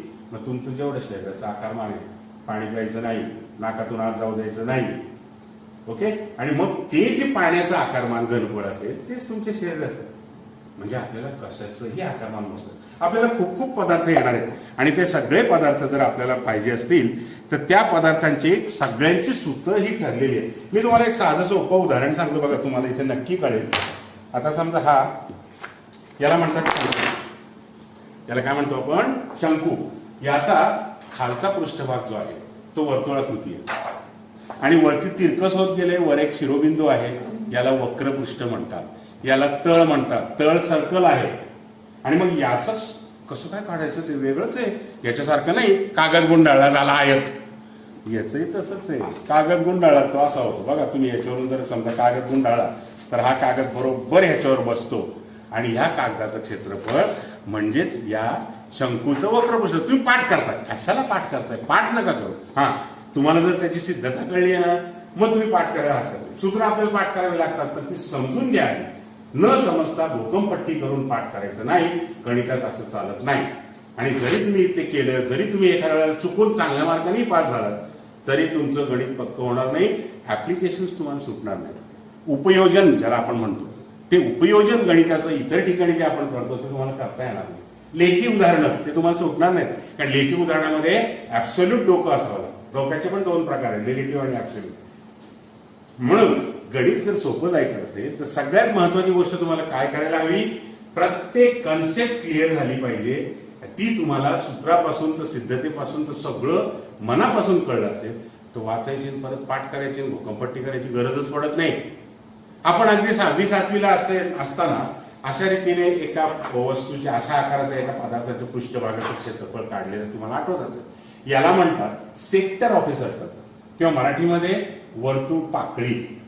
आता अख्खं जर वर्तुळ घेतलं तर त्या वर्तुळाचं क्षेत्रफळ कसं काढायचं हे पण मी तुम्हाला सांगणार. वर्तुळाचं क्षेत्रफळ काढायचं आपल्याला. हा असं वर्तुळाकृती एक कागद घेतला आणि त्याचे असे छोटे छोटे छोटे छोटे असे भाग केले. त्यातला एक भाग मी इथे रंगवलाय. आता हा भाग बघा बरं का, हा रंगवलेला भाग आहे त्याचा मी क्षेत्रफळ काढतो. खरं तर तो त्रिकोण जर घेतला तर त्रिकोणाचं क्षेत्रफळ तुम्हाला माहिती आहे. हा पाया मानू आपण आणि ही वरून हे टाकली म्हणजे उंची 1/2 1/2 बेस इंटू हाईट. राईट. आता बेस किती आणि हा जो हा बेस आपल्याला नाही सांगता येणार. मग असं करून हे जेवढे भाग मी केलेत ना ते सगळे भाग जर आपण एकत्र केले तर याचं S1 S2 S म्हणजे क्षेत्रफळ, S1 S2 S3 S4 असे SN भाग केले त्रिकोणाकृती. एका त्रिकोणाचं क्षेत्रफळ किती सोपं आहे बघा. एका त्रिकोणाचं क्षेत्रफळ काढलं. त्रिकोणाचं क्षेत्रफळ तर आत्ताच आपण पाहिलं 1/2 इंटू बेस इंटू हाईट. मग हा बेस हा हाईट याला आपण म्हणूया बेस S1 आणि S1 म्हणजे आपण एरिया म्हणून पाहतो. आणि सगळ्यांची बेरीज केली. सगळ्यांची हाईट सारखीच आहे कारण ती त्या वर्तुळाची त्रिज्या आहे. फक्त बेस काय असेल तो सगळ्यांची बेरीज. सगळ्यांची बेरीज करून काय येतं हे? सगळ्यांची बेरीज केली म्हणजे सगळ्याची परीघ येतो हा. मग हा परीघ म्हणजे किती? 2πr. तुम्हाला माहिती आहे परीघ म्हणजे किती? पायडी म्हणा नाही तर 2πr. या सगळ्यांची बेरीज केली. मी 1/2 r कॉमन घेतले बरं का. मी तुम्हाला ते लिहून दाखवतो म्हणजे तुमच्या लक्षात येईल. एका त्रिकोणाचं क्षेत्रफळ काढलं. एका त्रिकोणाचं क्षेत्रफळ काढलं आणि हा बेस याला म्हणूया आपण फार तर L1 आणि ही हाईट म्हणजे परपेंडिक्युलरच या आणि ही तर त्रिज्याच आहे. आणि मग असे सगळ्यांचे जर आपण एकत्र केलं तर 1/2 L1 R 1/2 पाया गुणिले उंची. मग दुसरं घेतलं परत 1/2 याची समजा लांबी वेगळी असेल L2 प्लस R तर तेवढाच इंटू R तर तेवढाच आहे आणि म्हणून मल्टिप्लाइड बाय R. सगळे याच्यातून आणि असे मी N भाग केले. मग 1/2 R कॉमन घेता येईल आणि L1 plus L2 plus L3 and that is nothing but circumference of a circle ज्याला आपण मराठीमध्ये वर्तुळाचा परीघ म्हणतो. तो परीघ येणार आहे. तुम्हाला माहिती आहे परीघ काय? 1/2 R into 2πr 2 cancel. What is your answer? πr². म्हणजे वर्तुळाचं क्षेत्रफळ किती असतं? πr². किती सोपी पद्धत. आणखी एक सोपी पद्धत तुम्हाला बहुतेक तुमच्या सिलेबसमध्ये आठवत असेल. हे सगळे मी कात्रीने कापून घेतले. कापून घेतलेले एकाड एक आयतात बसवले. बरोबर आयत तयार होते. एकाड एक जर आपण बसवले आणि ते जर आयत घेतला आपण तर ते बरोबर आयताच्या याच्यात बसतात आणि फक्त एक होतं मात्र, इथे अर्धा बसला समजा आपण इथून घेऊया, हा एक असा बसला, हा एक असा बसला, हा एक असा, हा एक असा, अशा रीतीने वेगळे वेगळे सगळे प्रत्येक ठिकाणी असे वेगळे वेगळे सगळे बसले. मग हे वरचं काय होईल, ते आणि हे मिळून परिघ होणार आहे. करेक्ट, आलं लक्षात? मग दोन्ही मिळून परिघ होईल, म्हणजे लांबी फक्त अर्ध परिघ आणि रुंदी, रुंदी म्हणजे ते वर्तुळाची त्रिज्याच हो, आणि म्हणून अर्ध परिघ गुणिले त्रिज्या म्हणजे पाय स्क्वेअर आले की, आणि that is nothing but the area of the circle. How simple it is. मी जे म्हणतोय ना की कन्सेप्ट डोळे झाकून बंद करून घोकमपट्टी करून न समजता पाठ करू नका. त्या सगळ्यांची खोलात जाऊन चौकशी करा. आलं कसं, सूत्र कुठून आलं, त्याची सिद्धता काय, हे जर तुम्ही समजून घेतलं तर तो फॉर्म्युला तुमच्या लक्षात येईल. आता एक गोष्ट माझ्या लक्षात आली आहे, तुमच्यापैकी अनेक विद्यार्थी चाणक्य आहेत. ते म्हणतात सर एक गोष्टीकडे तुम्ही लक्ष नाही दिलं. काय, आपण जेव्हा हे बघा हे असं आहे, आता इथून लंब टाकतो, याला मी पाया म्हटलंय. अहो पण ही त्रिकोणाची सरळ रेषा नाही ना, इथं वक्र आहे. मग इथं पण तसंच झालं की हा वरचा भाग गेला, हा इकडचा वरचा गेला. ते वक्र असल्यामुळं दोन्ही बाजू, खरं तर ती आकृती अशी आहे, ती इथून आपण लंब टाकला तरी ती खरं ती आकृती अशी आहे, पण आपण मात्र त्याला त्रिकोण म्हणून जमलं. एवढ्याचं काय, त्रिकोणापेक्षा एवढं क्षेत्रफळ जास्त आहे ना त्या पातळीचं. मग त्याला एक उपाय. अर्थात हा उपाय तुम्हाला आता सध्या मी नुसता सांगतो, तुम्ही 11वी-12वीत गेला तर लिमिटची संकल्पना तुम्हाला या ठिकाणी लक्षात येईल की लिमिटमुळे कसं आपण त्याची किंमत काढू शकतो. मग एक हे केलं पाहिजे. आता मी इथे किती भाग केले, मी इथे 16 भाग केले. 16च्या ऐवजी 32, 64 जर भाग केले तर याचे परत 2 होतील आणि म्हणून इथे येईल आणि असं होईल. फरक एवढा कमी झाला बघा, एवढा फरक कमी होतो. जितके जास्त जास्त तुम्ही भाग घ्याल तेवढं ही वक्र दिसणारी रेषा सपाट व्हाल. आपल्याला पृथ्वी गोल हे सगळ्यांना माहिती आहे, पण आपण जर आपलं प्रत्यक्ष भाग सभोवताली पाहिलं, रस्ते, इमारती किंवा अगदी डोंगर बिंगर जरी पाहिले तरी पृथ्वी गोल नाही वाटत, सपाट वाटते. का, कारण पृथ्वीची त्रिज्या इतकी मोठी आहे, पृथ्वी इतकी मोठी आहे, त्याचा परिघ इतका मोठा आहे, त्याचं पृष्ठफळ इतकं जास्त आहे का ते आपण छोटं छोटं पाहतो ते सपाटच वाटतं आपल्याला. आणि म्हणून तुम्हाला जर त्याच्यातला फरक कमी करायचा असेल, नाहीतरी आपण पाय घेतो. पायाची किंमत आपल्याला कुठं अचूक माहिती आहे. 22/7 आपण अंदाजेच घेतो, 3.14 आपण अंदाजेच घेतो. म्हणजे याचा अर्थ वर्तुळाचं क्षेत्रफळ, वर्तुळ पाकळीचं क्षेत्रफळ आपण अप्रॉक्सिमेटलीच काढत असतो नाहीतरी. आणि म्हणून या ठिकाणी वर्तुळाचं क्षेत्रफळ काढणं खूप सोपं आहे. आणि तसंच मी आता तुम्हाला जे उदाहरण दिलं ते तुम्हाला शंकूचं क्षेत्रफळ, वक्रपृष्ठाचं क्षेत्रफळ काढायचं. मग त्याच्याभोवती हा कागद मी गुंडाळला, तो बरोबर झाकला गेला, मला ह्याचं क्षेत्रफळ पाहिजे. याच्याकडे पाहिल्याबरोबर काय आठवतं, हा वर्तुळाचाच एक भाग आहे, त्याला आपण वर्तुळ पाकळी म्हणतो. आणि वर्तुळ पाकळीचं तेही त्रिकोणासारखंच करू आपण. वर्तुळ पाकळीचं एका ह्या पाकळीचं क्षेत्रफळ इथे दिलंय, मी परत घ्यायची गरज नाही. वर्तुळ पाकळीचे क्षेत्रफळ बरोबर 1/2 गुणिले त्रिज्या गुणिले कंसाची लांबी. कंसाची लांबी म्हणजे ही, त्रिज्या म्हणजे ही. आणि मग त्याच्यात जर किंमत घातली की शंकूचं वक्रपृष्ठाचं क्षेत्र, खालचा तळ नाही बरं का, तळ जर घेतला त्याच्यात ऍड केलं तर त्याला म्हणतात एकूण पृष्ठफळ, टोटल सरफेस एरिया. आणि फक्त वरचंच वाकडं असलेलं असं गोल वक्र म्हणून त्याला वक्र क्षेत्रफळ असं म्हणतात किंवा वक्र पृष्ठफळ असं म्हणतात, कर्व सरफेस एरिया ऑफ ए कोन. आणि मग ते किती आलं, मग याच्यात किंमत घातली 1/2 गुणिले L गुणिले 2 पायार. 2 पायार म्हणजे आता तुम्हाला हा कंस दिसतोय, मी याच्या भोवती ते जेव्हा गुंडाळलं ना, ते गुंडाळल्यानंतर मात्र संपूर्ण परिघच होतो की हो त्याचा खालचा. आणि म्हणून त्याच्यावर त्रिज्या काढता येईल. आणि म्हणून परिघाचं काय सूत्र असतं, 2 पायार. 2 पायार इथे आपण त्याच्यात फक्त किंमत घालू, वक्रपृष्ठ क्षेत्रफळ ही 2 पाय r गुणिले L 1/2 आणि म्हणून पाय r L. याचा अर्थ याच्या वक्रपृष्ठाचं क्षेत्रफळ सूत्र आपण आपल्या हाताने आता तयार केलं, वर्तुळ पाकळीच्या क्षेत्रफळावरून असं तयार करा. फॉर्म्युला कसा तयार झाला, म्हणून याचं संपूर्ण हे क्षेत्रफळ. समजा आता याला मला वरती एखादं चांगलं कव्हर टाकायचं किंवा प्लॅस्टिकचा कव्हर टाकायचं, मग मला प्लॅस्टिक आणावं लागेल. कोणत्या आकाराचं, या आकाराचं लागेल, म्हणजे क्षेत्रफळ लागेल. आणि ते क्षेत्रफळ किती आहे, पाय r L. What is r, this is r. It is the radius of the base, circular base. आणि म्हणून हा r हा L. बस या 2 गोष्टी लागतात. म्हणजे r म्हणजे लांबी, L म्हणजे सुद्धा लांबीच, ते सेंटीमीटर हे सेंटीमीटर. म्हणजे हे वक्रपृष्ठफळ म्हणजे क्षेत्रफळच झालं. वक्रपृष्ठाचं क्षेत्रफळ, त्याच्यात परत 2 लांबी आल्याच, एक लांबी एक त्रिज्या असं आपण म्हणू, तिरकस उंची वगैरे, पण शेवटी लांबीच ना, मोजणार सेंटीमीटर मध्येच ना. म्हणजे ही जी काही राशी आहे ती एकमितीय आहे, सिंगल टाईप. ही जी आहे ती द्विमितीय आहे, ही जी आहे ती त्रिमितीय आहे. कारण याच्यात लांबी 3दा येते आणि लांबी 3दा आल्यामुळे सेंटीमीटरचा क्यूब होतो, घन होतो. याच्यात लांबी 2दा येते. मग त्यांचा जर गुणाकार असेल तर एककांचाही गुणाकार करायला पाहिजे, सेंटीमीटर गुणिले सेंटीमीटर, आणि म्हणून ते सेंटीमीटरचा वर्ग होतो, म्हणजे चौसेमी असं आपण म्हणतो. आले लक्षात? आता ह्या ठिकाणी तुम्हाला वेगळे वेगळे पदार्थ तुमच्या सिलेबसमध्ये असतात, ते तुम्हाला दाखवावे लागतील. आता हा दंडगोल आहे, ज्याला आपण सिलेंडर म्हणतो इंग्लिशमध्ये, किंवा वृत्तचिती सुद्धा मराठी शब्द आहे. याला आपल्याला जर एकूण क्षेत्रफळ, एकूण पृष्ठफळ काढायचं असेल तर वक्रपृष्ठ, जो आयत मागाशीच कागद आपण गुंडाळला, तळ आणि झाकण. तळ आणि झाकण हे तर वर्तुळ आहे, म्हणजे एकाचं काढल्यावर दुप्पट केल्यावर याचंही मिळेल, टोटल मिळेल. आणि म्हणून याचं एकूण पृष्ठफळ काय? 2πrh plus πr² plus πr². आणि म्हणून 2πr². You can take 2πr common, आणि म्हणून 2πr जर आपण कॉमन घेतले तर याचं संपूर्ण पृष्ठफळ आपल्याला असं मिळतं. इट इज तळ आणि झाकण πr² प्लस πr² प्लस हा वक्रपृष्ठ, तो मगाशी सांगितलं परिघ गुणिले उंची 2πrh. You can take 2πr common. ठीक आहे, एवढे कॉमन निघतातच. म्हणजे याच्यात एक आर घेतला म्हणजे कंसात काय येईल? h plus r. That's all. This is the formula for total surface area, एकूण पृष्ठफळ. किती सोपं आहे हो. आपण आपलं काय करतो माहितीये का? कसं तयार झालं हे बघतच नाही.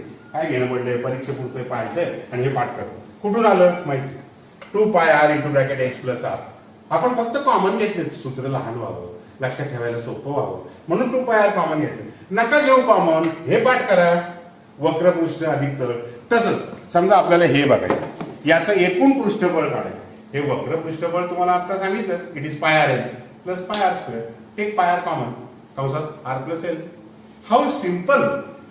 इतकी आपण डोकेदुखी करतो, कसं लक्षात राहायची इतकी सूत्र, एवढे पदार्थ बाद झाले ना, आता किती आणता म्हणतात. कसं लक्षात?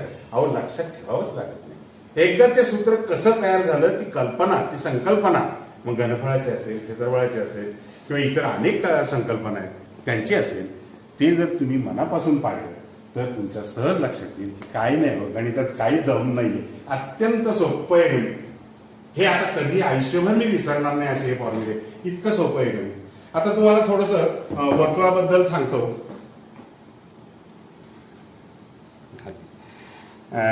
हा स्पियर, हा स्पियर. जसे आपण वर्तुळाचे लहान लहान लहान लहान भाग केलेत ना, आता इथे तुम्हाला ते करून दाखवलेत. हे वर्तुळाचे लहान लहान लहान लहान भाग केलेत, तसे हा भरीव आहे. आता याचे लहान लहान लहान लहान भाग आपल्याला करायचे. याचे लहान लहान लहान भाग केले म्हणजे तो शंकूसारखंच व्हायचं. हो, याच्यासारखंच होईल ते. हे असं बाहेर येईल किंवा हे असं बाहेर येईल, असे याच्यातून बाहेर येईल लहान लहान लहान. म्हणजे तुम्हाला याचं घनफळ काढायला पाहिजे, आणि मग त्याची टोटल केली की तुम्हाला वर्तुळाचं घनफळ मिळणार आहे. किती सोपं आहे. एकाचं काढलं, असे सगळ्यांची बेरीज करून जर तुम्ही त्याची किंमत काढली तुम्हाला एकूण घनफळ मिळेल. आणि म्हणून आता समजा हा पदार्थ, याला काय म्हणतात? हा पिरॅमिड. आणि ह्याला काय म्हणतात? आणि ह्याला काय म्हणतात? हा प्रिझम आहे. प्रिझम आणि पिरॅमिड मध्ये काय फरक आहे?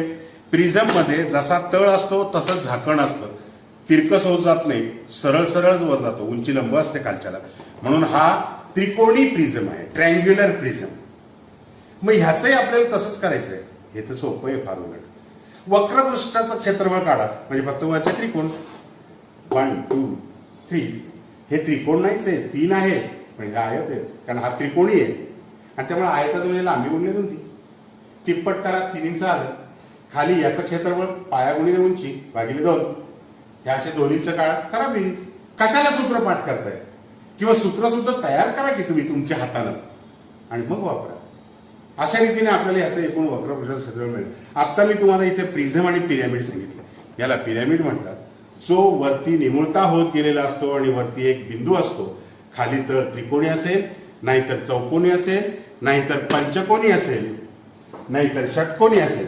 हे बघा, हा प्रिझम आहे. हा प्रिझम आहे कारण खाली वर सारखंच आहे, आणि त्याचा खाली तळ पंचकोन आहे, वर पण पंचकोन. त्याचं क्षेत्रफळ काढता येतं, त्रिकोणात रूपांतर करून आपल्याला त्याची किंमत काढता येते. आणि हा आहे पिरॅमिड, हा ट्रँग्युलरच आहे. हा आहे, आता हा आहे एकूण षटकोन, म्हणजे हा षटकोनी पिरॅमिड आहे. वरती निमुळता होत गेला की समजायचं पिरॅमिड, खाली वरती सारखाच असला तर समजायचं प्रिझम. आणि म्हणून प्रिझमचं घनफळ कसं काढायचं. आता मला सांगा, हा पण एका आकाराने तुम्ही म्हणाल हा पण प्रिझमच आहे, हा पण प्रिझमच आहे. हा षटकोनी आहे, तो मला वाटतं अष्टकोनी आहे. आणि हा याला 6 बाजू आहेत म्हणजे हा षटकोनी आहे. आणि आता आपल्याला एक एक एक एक करून सगळ्यांच्या किमती काढायची. त्यासाठी तुम्हाला एक सगळ्यात महत्त्वाची सूचना अशी की इथे आपण जे घनफळ काढणार आहोत ते घनफळ काढताना मी जरा लहानाचं हे घेऊन तुम्हाला समजावून सांगतो म्हणजे लक्षात येईल. हा पण दंडगोल आणि हा शंकू आहे, कोन, आपण ज्याला कोन म्हणतो. आणि आपल्याला ह्याचं एकूण क्षेत्रफळ घनफळ सगळं काढायचं आहे. तर मग काय करायचं, ह्याचं तर माहिती आहे आपल्याला. जे पदार्थ खालून वरती सारखे सारखे होत जातात त्यांचे तेवढे थर बसणार ना उंची. म्हणजे याचा अर्थ तळाचं क्षेत्रफळ गुणिले उंची. हा सुद्धा प्रिझमच आहे, फक्त हा सर्क्युलर प्रिझम आहे आणि त्याला आपण सिलेंडर किंवा दंडगोल म्हणतो कारण त्याचं तळ सर्कल. मग याचं क्षेत्रफळ गुणिले उंची म्हणजे तेवढे ठोकळे बसतात ना, बरोबर. आणि म्हणून कोणत्याही प्रिझमचं क्षेत्रफळ, मग तळ कसाही असो, सर्कल असेल, ट्रँगल असेल, क्वाड्रॅन्गल असेल, रेक्टँगल असेल किंवा आणखी काही असेल, पंचकोन असेल, षटकोन असेल, तळाचं क्षेत्रफळ गुणिले उंची म्हणजे त्याचं घनफळ. किती सोपं आहे, तेवढे थर त्याच्यात बसतात. म्हणजे आतली, आता हे दोन्ही बाजूनं पॅक आहे, हे तर उघडून दाखवलंच तुम्हाला. आत किती मोकळी जागा आहे, त्या मोकळ्या जागेचं मापन म्हणजे घनफळ. तेव्हा घनफळ म्हणजे काय, तर आपल्या संपूर्ण या अवकाशातली जेवढी जागा त्या पदार्थाने व्यापली आहे म्हणजे आले ना घनफळ. भरीवता आली, जाडी आली, उंची आली, लांबी आली, 3 गोष्टी याच्यात लांबीच्या येतात. आणि म्हणून याचं घनफळ काढायचं. याचं घनफळ या सगळ्यांचं एक कॉमन सूत्र आहे, अगदी कॉमन. कारण तिन्ही पण जसे तळाला आहेत तसेच वर आहेत. आणि म्हणून तळाचं क्षेत्रफळ गुणिले उंची, तळाचं क्षेत्रफळ गुणिले उंची. किंवा वेगळ्या आकाराचं घेऊन इथे त्रिकोणी तळ आहे, तळाचं क्षेत्रफळ गुणिले उंची, तळाचं क्षेत्रफळ गुणिले उंची. अशा रीतीने आता इथे आणखी एक पदार्थ, आता हा प्रिझमच आहे, हा पण त्रिकोणीच आहे मागाच्या सारखा, पण हा चौकोनी प्रिझम आहे. हा चौकोनी म्हणजे याचा तळ जो आहे तो चौरस आहे, याचा मात्र त्रिकोण आहे. हा समभुज त्रिकोण आहे, हा पण चौरसच आहे. एक लक्षात घ्या, जेवढं पाणी तुम्ही याच्यात भराल, हे पोकळ करून घेतलंय पहा, हे पोकळ आहे, हे पोकळ आहे आणि हा शंकूच आहे. याच्यात पाणी भरा आणि याच्या इतकीच उंची आणि याच्या इतकीच त्रिज्या असलेल्या दंडगोलावर होता. असे 3 भरून टाकल्यावर दंडगोल भरतो. असे 3 भरून तुम्ही जर त्या दंडगोलात उंची तेवढीच आणि त्रिज्या पण याच्या एवढीच, तर याचं घनफळ याची तिप्पट केल्यावर याचं घनफळ आहे. याचं तर माहिती आहे आपल्याला, तळाचं क्षेत्रफळ गुणिले उंची πr² × h आणि त्याला 1/3 गुणिले याचं आहे. आणि तोच नियम इथे, याचं घनफळ तळाचं क्षेत्रफळ गुणिले उंची ही नाही, ही तिरकस उंची आहे. वरून आपल्याला लंब टाकायचा आहे, तो इथं आतून तो लंब इथं मिळणार आहे कुठेतरी, आणि that is the perpendicular height. आणि म्हणून तळाचं क्षेत्रफळ गुणिले उंची पण 1/3, कारण हे झालं शंकूचं घनफळ. मग तो शंकू कसाही असेल किंवा पिरॅमिडचं घनफळ, पिरॅमिड कोणत्याही तळाचा असेल, तळ चौकोनी असेल, पंचकोनी असेल, षटकोनी असेल, त्याचं क्षेत्रफळ गुणिले लंब उंची भागिले 3 का, कारण तेवढंच लंब उंची आणि तेवढंच क्षेत्रफळ, तेवढीच त्रिज्या असलेल्या याचं आणि या दंडगोलाचं काय प्रमाणे असे 3 भरून टाकले की हे पूर्ण भरतं. म्हणजे याचा अर्थ याचं घनफळ याच्या तिप्पट आहे, म्हणजे याचा अर्थ याचं घनफळ याच्या 1/3 आहे. आणि म्हणून याचं सूत्र जर πr² h असेल तर याचं 1/3 πr² h. मला सांगा, πr² h मध्ये सेंटीमीटर किती वेळा आले हो? 3दा, कारण r² मध्ये r गुणिले r 2दा आणि h म्हणजे सुद्धा उंची म्हणजे सेंटीमीटरच, ती एक 3ऱ्यांदा. आणि म्हणून सगळ्या प्रकारच्या घनफळाचं एकक हे सेंटीमीटर क्यूब असतं. आणि टाकी खूपच मोठी असेल, आपल्या गल्लीत किंवा चौकात बसवतात म्युन्सिपाल्टीतर्फे, तेवढी मोठी असेल तर हे एकक चालेल का? नाही, मग मीटर लागेल. मग 1000 सेंटीमीटरचा 1 मीटर होतो, 1000 सेंटीमीटरचा, बरोबर आहे सर, 100 सेंटीमीटरचा 1 मीटर होतो आणि 1000 मीटरचा 1 किलोमीटर होतो. मग या पद्धतीने जर तुम्ही पाहिलं, तुम्हाला ml मध्ये रूपांतर करता येईल, त्याचे 1000 पट करा, लिटर झाले. मग तुम्हाला टाकीचं स्वतः तुम्ही तुमच्या गल्लीतल्या त्यांच्या परवानगीनं वर जा जिन्याने चढून, आणि ती टाकी किती लांब आहे म्हणजे तिचा परीघ किती आहे, शक्यतो सगळ्या दंडगोलाकृतीच जास्त असतात, चौकोन्यात आणखी सोपं, आणि तुम्ही त्याचं घनफळ काढा आणि त्या घनफळाचं ml मध्ये मग लिटरमध्ये खूप मोठे मोठे आकडे येतील, म्हणून मोठं एकक घेऊ आपण, किलोलीटर घेऊ. लिटरच्या 1000 पट किलोलीटर, आणि ते किती किलोलीटर पाणी तुमच्या टाकीमध्ये मावतं हे तुम्हाला काढता येईल. हे तुम्ही तुमच्या हाताने केलं म्हणजे फॉर्म्युला पाठ होईल आणि समजायलाही मदत होईल. झाले मला वाटतं बरीच वेळ झाली. ठीक आहे, तर आज जरा वेळेअभावी मला बाकीचे पदार्थ तुम्हाला दाखवता येत नाहीये, पण अशा रीतीने मी क्षेत्रफळ, लांबी, क्षेत्रफळ आणि घनफळ, लेंथ, एरिया आणि व्हॉल्यूम या तिन्ही कन्सेप्टची तुम्हाला तुमच्या समोर वेगळी वेगळी उदाहरणं आणि पदार्थ दाखवून त्याची चर्चा केली. आपण सगळं समजावून सांगितले, पदार्थाचे सूत्र कसे तयार होतात तेही सांगितलंय. परत एकदा एक शेवटची गोष्ट अशी की गणिताचा कुठला भाग असतो. आता उदाहरणार्थ 11वी 12वी लिमिट, डेरिव्हेटिव्ह, इंटिग्रेशन विद्यार्थी बरं घाबरतात. अहो पण ते इतकं सोपं आहे की ते तुम्हाला विद्यार्थ्यांना सोपं करून समजावून सांगितलं ना पटकन डोक्यात बसतं. मग हळूहळू ते थोडंसं जरा शास्त्रीय शब्द वापरावेत किंवा हळूहळू कठीण शब्द वापरावेत, हळूहळू व्याख्या सांगावी. पहिल्यांदाच आल्या पहिल्या दामात व्याख्या सांगून टाकली, एक शब्द कळत नाही मुलांना, आणि त्यांचा जो गैरसमज होतो ना गणिताबद्दल, त्या कन्सेप्टबद्दल, तो कायम राहतो. म्हणून प्रत्येक गोष्ट मुळापासून समजून घ्या, बेसिक कन्सेप्ट क्लिअर करा. आता साधी सोपी गोष्ट आहे, न्यूटनचा नियम तुम्ही 8वी 9वी 10वी शिकता. काय न्यूटनचा नियम तरी तोही तसंच करतो, त्याचीच मेथड आहे ती आमिर खानची. What is the first Newton's law of motion?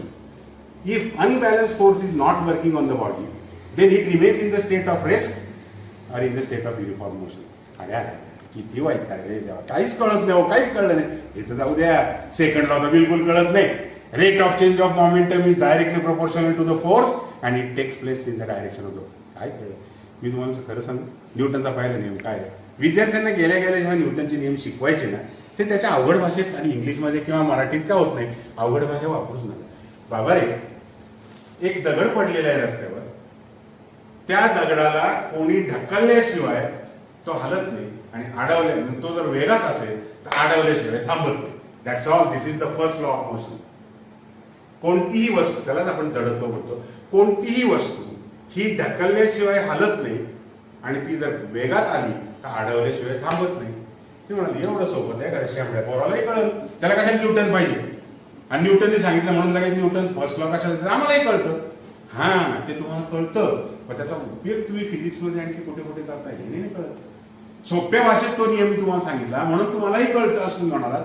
हेच मागाशी मी सांगितलं, असं ती भाषा वापरली तर जर असंतुलित बल एखाद्या वस्तूवर कार्य करीत नसेल तर ती वस्तू आहे त्या अवस्थेत राहते. गतीत असेल तर एक समान गती, स्थिर असेल तर स्थिर. हे नाही कळलं, आणि हे पटकन कळलं की लाथ मारल्याशिवाय तो हालत नाही आणि अडवल्याशिवाय थांबत नाही. न्यूटनचा दुसरा नियम तरी काय? लॉ ऑफ कॉन्झर्वेशन ऑफ मोमेंटमच आहे एका प्रकारचा. मोमेंटम म्हणजे सांगू दे, एम इंटू व्ही. पदार्थाला जितक्या जोरात लाथ माराल तितक्या जोरात तो पुढे जातो. That's all. हे तर खरंच आहे, हे तर कोणी सांगेल, त्याला कशाला शिकायला पाहिजे, शाळेत जायला पाहिजे. जितक्या जोरात लाथ माराल त्या लाथाच्या झिंजिणी आणि रक्त निघेपर्यंत तो पुढे जाईल. तुम्ही जास्त जोरात मारली आणि जास्त पुढे जाईल. हा न्यूटनचा दुसरा नियम आहे. आता तिसरा नियमचा अगदी सोप्या भाषेत मी फिजिक्सचं उदाहरण मुद्दाम घेतो का, कारण मला हे तुम्हाला समजून सांगायचंय की अवघड शब्द कळत नाहीत ना, मग जरा सोप्या शब्दात त्याचा अर्थ घ्या ना. न्यूटन तिसऱ्या नियमाचा मात्र खूप लोकांचा गैरसमज असतो. ऍक्शन अँड रिॲक्शन म्हणे equal and opposite, they are always in opposite direction, but they are equal in magnitude and opposite in direction. पोरण म्हणते, एखादं उदाहरण सांगितलं रोजच्या व्यवहारातलं, तर म्हणतो जर या माझ्या मित्राने माझ्या पाठीत गुद्दा मारला ना तर मी त्याच्या पाठीत गुद्दा मारतो. अरे, हा न्यूटनचा तिसरा नियम नाही. त्याने गुद्दा मारला, त्याने जर तिप्पट जोराने गुद्दा मारला तर न्यूटनचा नियम गेला का बोंबलत. ताकद कोणाची जास्त आहे त्याच्यावर अवलंबून आहे. म्हणून तुम्ही जेव्हा शेजारच्या पाठीत गुद्दा मारता तेव्हा तुमच्या हाताला सुद्धा लागतं, त्याची पाठ लागते, म्हणजे त्याची पाठ त्याच्यावरती रिॲक्शन देते, प्रतिक्रिया. क्रिया आणि प्रतिक्रिया समान असतात पण विरुद्ध दिशेने. मग तुम्ही जितक्या जोरात माराल ती पाठ पण तेवढ्याच जोरात तुमच्या हाताला लागणार आहे. हा न्यूटनचा तिसरा नियम. म्हणजे थोडक्यात मला हे कशासाठी सांगायचं होतं, आपण जरा फोड केली, प्रत्येक शब्दाचे अर्थ घेतले, व्यवहारातलं उदाहरण डोळ्यासमोर घेतलं तर जगातली कोणतीही कन्सेप्ट समजून घेणं कठीण नाही. त्याचा आपण कंटाळा करतो किंवा मार्गदर्शन कमी पडतं आणि त्यामुळे आपल्याला ती कन्सेप्ट अवघड वाटते. गणितातल्या सगळ्या कन्सेप्ट प्रचंड सोप्या आहेत, प्रचंड सोप्या. आता मी इथं सगळं काही सांगत बसत नाही, आपल्याला वेळ नाही, आता वेळ संपत आलाय.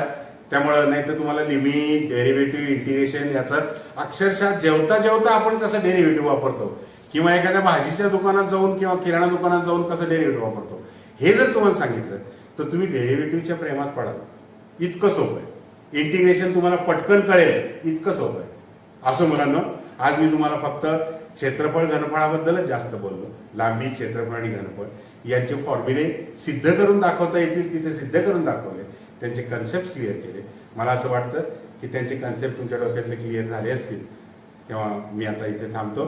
सगळ्यात महत्त्वाची गोष्ट म्हणजे मला हे लेक्चर इथे घेण्यासाठी सगळ्यात जास्त आग्रह धरला तो आपल्या सह्याद्री बहुजन विद्याप्रसार समाजाचे अध्यक्ष डॉक्टर सुधीरजी तांबे यांनी खरं खूप आग्रह धरला आणि माझ्या म्हणण्याला आणि त्यांच्या म्हणण्याला सगळ्यात जास्त साथ दिली ती सह्याद्री हायस्कूल आणि ज्युनियर कॉलेजचे प्राचार्य आणि माझे अत्यंत जवळचे मित्र प्राचार्य अशोक गुंजा सर. त्यांच्यामुळं त्याचप्रमाणे या ठिकाणी असलेले मॅथमॅटिक्सचे नवले सर आणि सगळा स्टाफ आणि त्याचप्रमाणे आमचे मित्र व्हिडिओ शूटिंग ज्यांनी केले त्यांचे मी आभार मानतो. त्यांच्यामुळेच मला इथे येता आलं. खूप दिवसांचं चाललं होतं आणि म्हणून तुम्हाला सगळ्यांना खूप शुभेच्छा देतो. या करोनाच्या साथीतून आपण लवकरात लवकर बरे हो आणि मोकळे हो आणि तीच लवकर संपव अशी परमेश्वराची प्रार्थना करतो आणि तुम्हाला अत्यंत चांगल्या पद्धतीनं सुयश परीक्षेमध्ये मिळो अशी आणखी प्रार्थना करतो आणि माझं व्याख्यान संपवतो. धन्यवाद. थँक्यू.